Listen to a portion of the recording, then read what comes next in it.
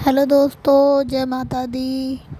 Happy Navratri. आज पहला नौ दुर्गा है, तो इसलिए हमने सोचा जल्दी जल्दी हम नहाए। सुबह उठ के लगभग 5:30 बजे के टाइम उठे थे हम, और नहा के मंदिर साफ़ करा अपना, माता रानी नहलाई, और सारे जो भी देवी देवता मतलब जो भी हमारे मंदिर में है सबको नहलाया मैंने। माता रानी को श्रृंगार करा, बड़ी प्यारी लग रही थी। माता रानी सजा दी मैंने। अब मैं पंचमेवे का भोग लगाऊंगी माता रानी को, पंचमेवे का, और बतासों का भोग लगाऊंगी, और पान, सुपारी, लौंगे, इन चीज़ों का भोग लगाऊंगी, मैं लगाती हूँ। और फिर मैं कलश स्थापना करूंगी।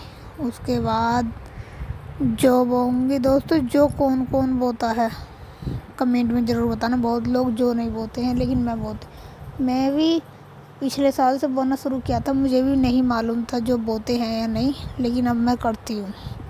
तो दोस्तों, जो जो बोते हैं, मैंने सारी जो कैसे बोए हैं वो मैं आपको यहाँ बताऊँगी अभी। और जो नहीं बोते हैं वो यहाँ देख लीजिए। और अब तो नहीं हो पाएगा, लेकिन अगले 9 दुर्गों में आप बो सकते हैं। बहुत अच्छे होते हैं। कहते हैं जो घर के सह बरकत के लिए होते हैं, इसलिए जो बोते हैं। तो मैंने ये यहाँ कलश में एक सिक्का डाला है 1 रुपये का, और लौंगे डाली हैं, 2 बतासे डाले हैं, और फिर आम के पत्तों की टहनी लगाई है। टहनी दोस्तों, ये 9 पत्तों की होनी चाहिए, ये 11 पत्तों की होनी चाहिए। साफ़ सुथरे पत्ते होने चाहिए, जैसे यहाँ पे मैंने लिए हैं। तो अब मैं पहले लोटे में मैंने कलावा बांध दिया है, और ये पत्ते लगा दिए हैं। उसके ऊपर मैं नारियल पे चुंदरी लपेटूँगी। अब चुंदरी लपेटने के बाद नारियल इसमें स्थापित करूँगी कलावा बांध के। और दोस्तों, नारियल जब रखते हैं तो उसे देख कर रखना चाहिए। एक तरफ नारियल आपने देखा होगा, एक तरफ तो नारियल का मुंह होता है, उस पर ज़्यादा वो नहीं होता, ज़्यादा फूंचड़े नहीं होते, और एक तरफ ज़्यादा फूंचड़े होते हैं। तो फूंचड़ों वाला जो लव है वो नीचे होना चाहिए, मुंह नारियल का ऊपर होना चाहिए। तो मैंने ऐसे ही किया था। मैंने नारियल स्थापित कर दिया है, और अब मैं पान पे इलायची, सिक्का मैंने बताया भी, इन चीज़ों का भोग लगाऊंगी। और उसके बाद मैं जो बोऊंगी, जो भी मैं आपके सामने ही बोऊंगी, देख लेना। अगर किसी को नहीं पता हो तो वो बो सकते हैं।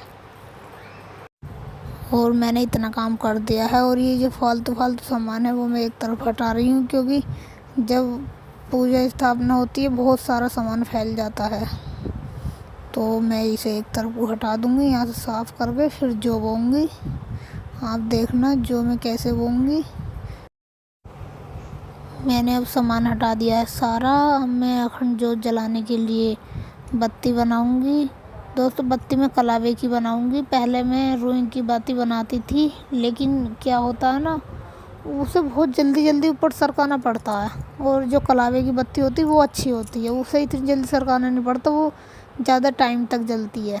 तो इसलिए कलावे की बत्ती ज़्यादा अच्छी रहती है। तो मैं कलावे की ही बत्ती बनाती हूँ।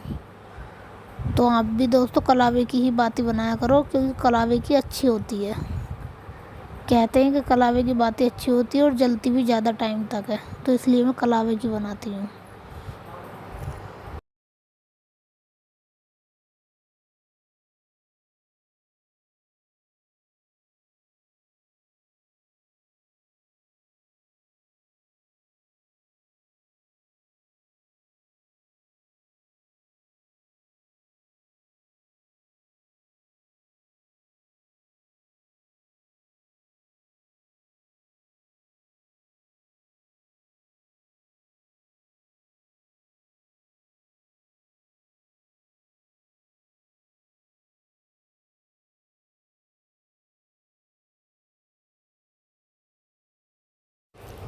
और ये मैं अब चिराग में जो ऊपर को ये जिसमें बत्ती लगती है, मैं उसमें बत्ती लगा रही हूँ। लगी मेरे से उल्टी लग गई।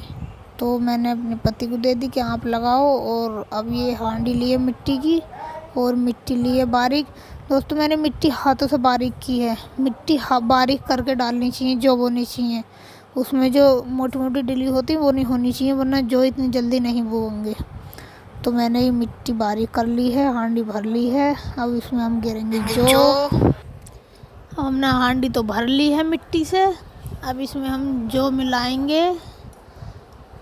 देखो मैं जो कैसे बोती हूँ मिट्टी में। वैसे जो रात को फुले कर रख दो तब तो बहुत अच्छे उगते हैं। तो मेरे याद नहीं रही रात फुलेने की, क्योंकि बहुत रात में जो लेकर आए थे, तो इसलिए मन की चलो अब कैसे ही होगा देख लो। मैं मिट्टी में जो मिलाऊंगी और फिर मिट्टी में मिला के ऊपर से हल्की हल्की मिट्टी बुरबुरा दूंगी, और इसमें थोड़ा सा पानी छिड़क दूंगी। और रोज़ थोड़ा थोड़ा पानी छिड़क दो करूँगी तो सही हो जाएंगे। बैठे बैठे हो गया तो मेरी कमर में दर्द, क्योंकि मुझे घंटों हो गया था बैठे हुए। और हमारे इतनी बैठने के लिए इतनी जगह भी नहीं है पीछे को, क्योंकि बैठ पड़ा था। तो बीच बीच में रेस्ट ले रही थी और पूजा की स्थापना भी कर रही थी। अब ये हमारे बुक चुके हैं जो। मैंने ऊपर मिट्टी बुरबुरा दी है, और इस पे चुंदरी और लपेटी जाती है। तो मुझे चुंदरी लाने की तो याद नहीं रही। फ़िलहाल मैं चुंदरी आज लेकर आऊँगी जाके, तो इस पर चुंदरी लगा के जब रखूँगी, क्योंकि इन पर चुंदरी ज़रूर लगाई जाती है तो शोभा भी बढ़ती है और अच्छी भी रहती है। तो जो मेरे बुक चुके हैं, और यहीं पानी रखा था तो मैंने हाथ भी यहीं धो लिए। और मैं थक ज़्यादा चुकी थी, इसलिए बीच बीच में आराम भी खा रही थी और पूजा की तैयारी भी कर रही थी। और ये देखो माता रानी की बार बार बिंदी छूटे जा रही थी, तो मैंने वो छुटा दी, फिर दूसरी बिंदी लगाई। अब मैं अखंड ज्योत के लिए उसमें बत्ती तो लगा दी है। और मैं देसी घी में तो नहीं जलाऊंगी, लेकिन तिल के तेल में हम अखंड ज्योत जलाते हैं। शुरू में 2 बार देसी घी में अखंड ज्योत जला ली थी। अब तिल के तेल की ज्योत जलाएंगे। अब हम तिल के तेल की ज़्यादा जलाते हैं। तो मैंने इसमें बत्ती करके तिल का तेल कर लिया है। पूरा चिराग भर लेती हूँ मैं। और अब मैं इसमें जल गई है मेरी अखंड ज्योत माता रानी के आगे। बस माता रानी ऐसे ही सब मनोकामनाएं पूरी करती रहें, ऐसी माता रानी का आशीर्वाद बने रहे।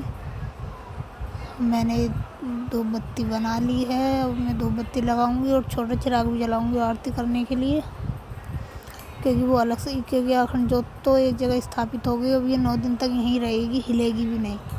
तो इसलिए आरती करने के लिए, घुमाने के लिए दूसरा चिराग जलाना पड़ता है।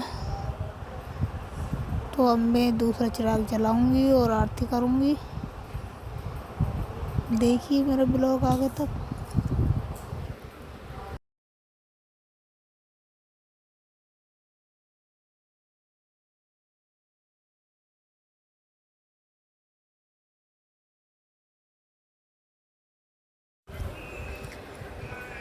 अब मैंने चिराग जला लिया है। अब मैं करती हूँ आरती।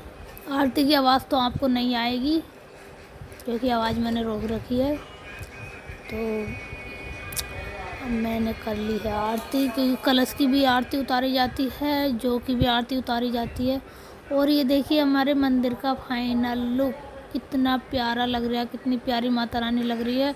दोस्तों कमेंट में बताना ज़रूर मेरी माता रानी सजी हुई कैसी लगी, मेरा मंदिर कैसा लगा सजा हुआ। तो प्लीज़ कमेंट में ज़रूर बताना। जय माता दी।